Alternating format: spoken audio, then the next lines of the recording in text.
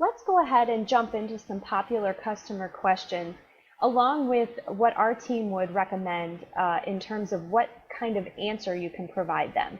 These answers, of course, are not end-all be-all. These are just answers that we would suggest, things we have learned in the field over the course of a decade of selling solar systems.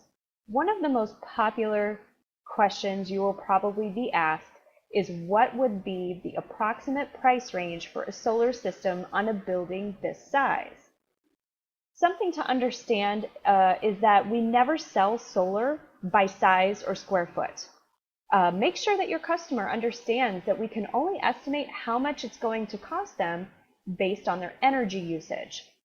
If they then say, well, I spend about $10,000 per month, can you give me an estimate based off of that?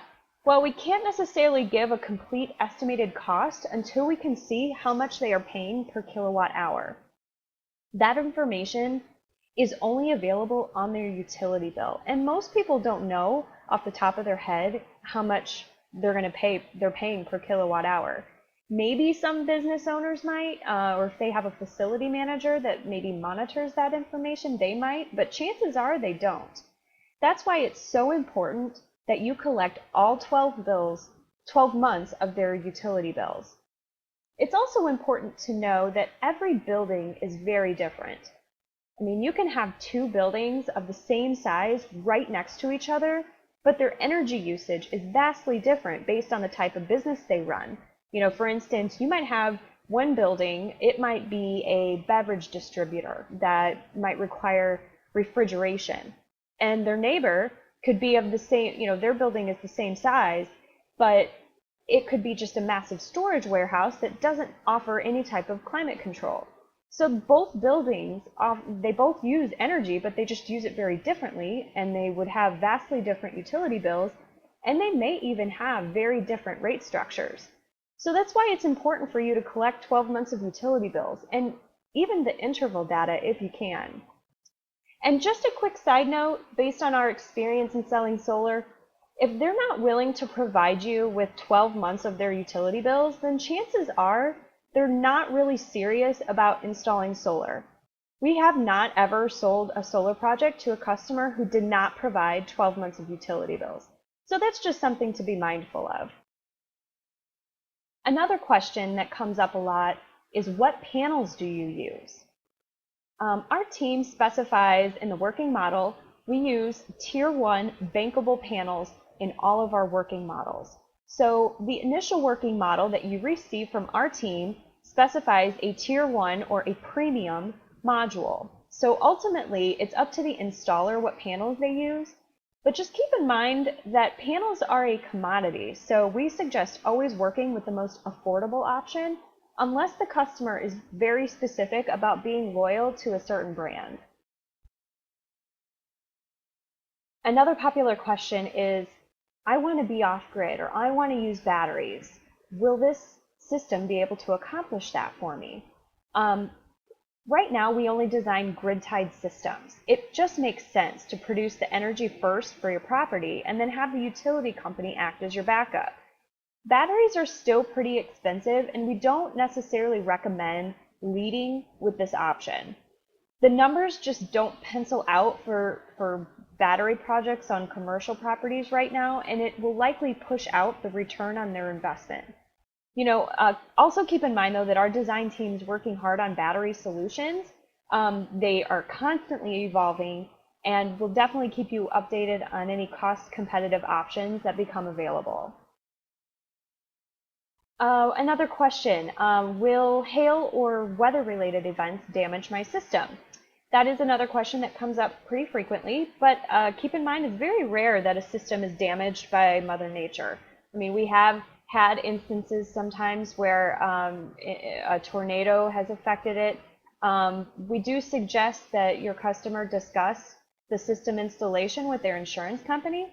Most insurance companies will place an adder to their existing insurance policies, so that will take care of any of those types of issues.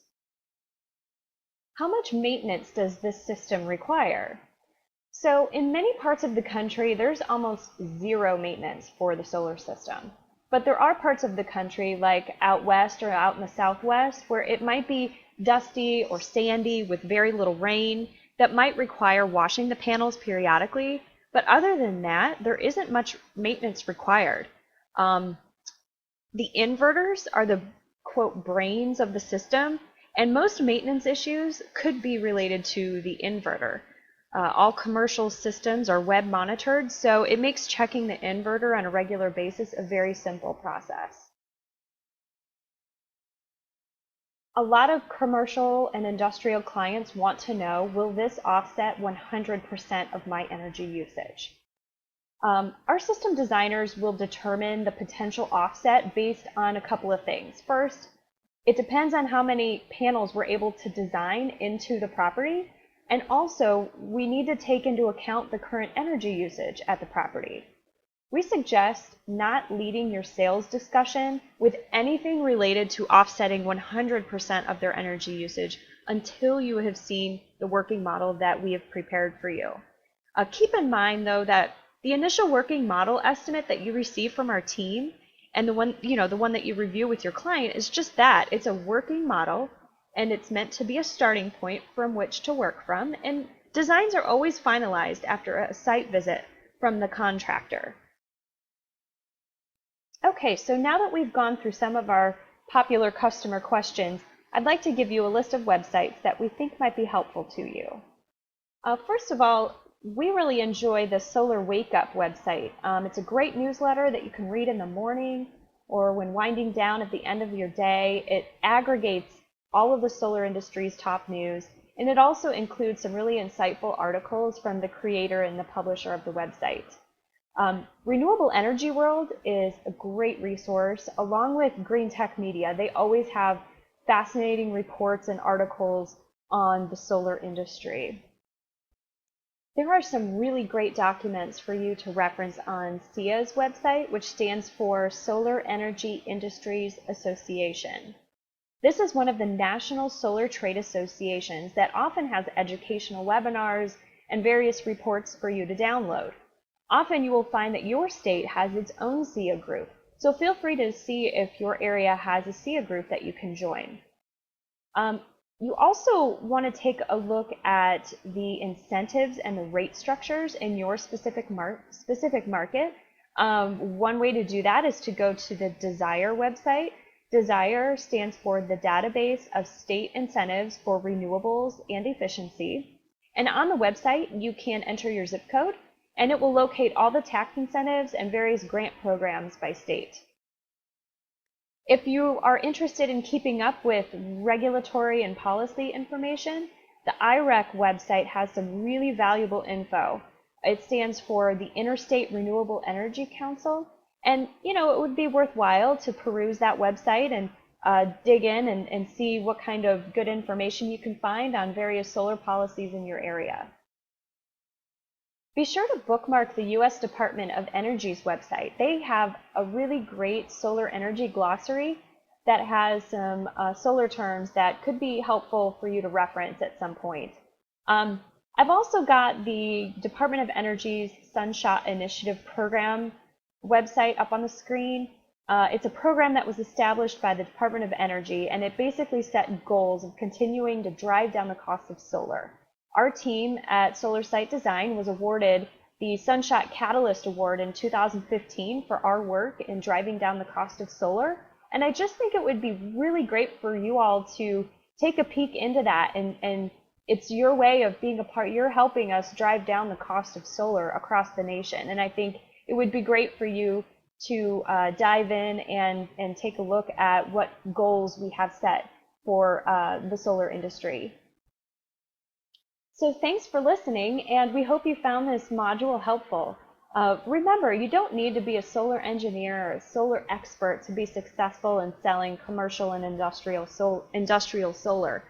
But it does help to know the basics and to understand the key components of solar systems, knowing a little bit of the terminology that you will hear in the industry, and also to know how to answer some of the questions that you're bound to get from your customers. And also, remember, this is a collaborative industry. All of us need to work together, and we're going to help each other build the next generation of clean renewable energy. We want to connect you, and we will continue connecting you to different builders and finance companies who will help you and work with you to close your solar projects. So join us in our next module where we will take a deeper dive into different solar design options.